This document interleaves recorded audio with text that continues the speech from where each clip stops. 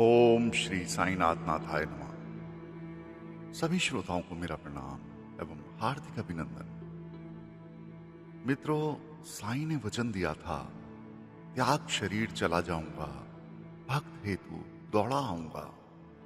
बाबा के वचन बाबा के महानिर्वाण के बाद भी सत्य हैं और एक शताब्दी के बाद भी भक्तों के हृदय में दृढ़ विश्वास बनकर समाये हुए हैं। बाबा के ये वचन उन वचनों की तरह हैं जो कभी भगवान श्री राम के संदर्भ में कहे गए थे। रघुकुल रीत सदा चली आई, प्राण जाए पर वचन न जाई। बाबा अपने वचनों को निभाने के लिए आज भी तत्पर हैं। मित्रों, साईं भक्तों के लिए साईं ही राम हैं, साईं ही कृष्ण हैं।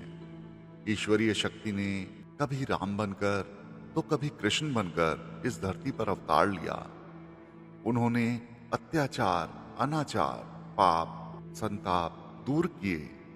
ठीक उसी प्रकार कलयुग में ईश्वरीय शक्ति के रूप में साईं ने अवतार लिया। उन्होंने दर पर आए सभी लोगों के कष्ट दूर किए। वे दीनहीन और बेसहारा लोगों के आश्रयदाता बने। ऐसे लोग जिसे किसी ने भी नहीं अपनाया, उसे भी साईं ने गले लगाया। ऐसी भावना है, जब कोई नहीं आता तब साईं आते हैं।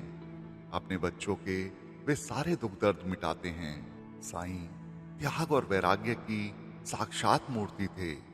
वे एक परम दिव्य ईश्वरीय शक्ति थे। वे रिद्धि सिद्धि से युक्त थे। मानवता के कल्याण के लिए ईश्वर ने साईं के रूप में अवतार लिया। भक्तों के प्रेम के कारण साईं प्रकट हुए। असहायों के पाप ताप संताप हरने के लिए उन्होंने फकीर का चोला पहना। एक संत एवं सद्गुरु के रूप में उन्होंने अपना अलौकिक स्वरूप दुनिया को दिखाया और अपनी अनंत लीलाओं के माध्यम से करोड़ों भक्तों के हृदय में प्रवेश किया। साईं ने संकट मोचन हनुमान बनकर न जाने कितने लोगों की रक्षा की। साईं की अदृश्य शक्ति आज भी क्रियाशील है। लाखों भक्त प्रतिदिन उनकी अनुकंपा और आशीर्वाद को प्राप्त कर रहे हैं। साईं में विश्वास कर जो अनन्य भाव से उनकी शरण में आता है, फिर उसके जीवन की बागडोर साईं अपने हाथों में ले लेते हैं। साईं समर्थ के दरबार से कोई खाली नहीं जाता। जो व्यक्ति एक बार शिरडी जाकर साईं के अलौकिक स्वरूप के दर्शन कर लेता है, वह साईं से जुड़ जाता है और हमेशा के लिए उनका हो जाता है। भक्त की नौका चाहे बीच मझधार में फंस जाए, साईं उसकी नौका को कभी डूबने नहीं देते। वे स्वयं उसे किनारे ले आते हैं और भवसागर पार करा देते हैं।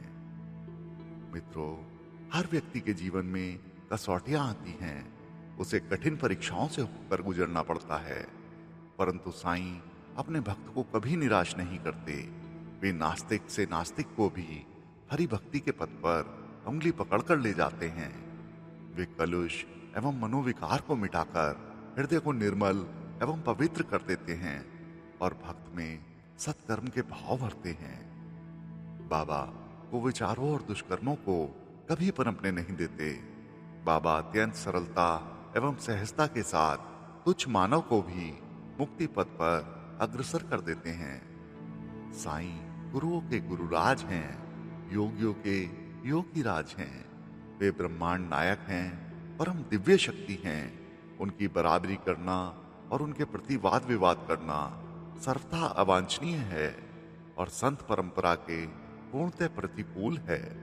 वर्तमान में बहुत सारे वाद विवाद पैदा हुए। बाबा के समय में भी वाद विवाद पैदा हुए थे। बाबा की दिव्य अलौकिक शक्ति के सामने वे सब परास्त हो गए और प्रतिवादी भी साईं के श्री चरणों में शरण में आ गए। आज भी अगर कोई भूलवश या ज्ञानवश साईं के संदर्भ में कटु शब्द कहता है या उनमें अविश्वास करता है, तो हमें पूर्ण विश्वास है कि वह अपनी भूल एक दिन अवश्य एहसास करेगा और जल्द ही बाबा के श्री चरणों में अवश्य लौटेंगे। जीसस को सूली पर लटकाने वाले जीसस की महान सत्ता को समाप्त नहीं कर सके। उनकी महिमा और चमत्कार से जीसस को मानने वालों की संख्या गुणात्मक रूप में बढ़ गई।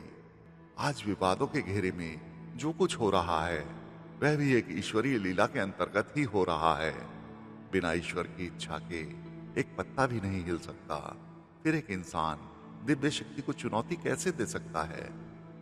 रावण ने भगवान श्री राम को चुनौती दी थी। इसका परिणाम यह हुआ था कि अनेक दैवीय गुणों के स्वामी होने के बावजूद उसका सर्वनाश हो गया।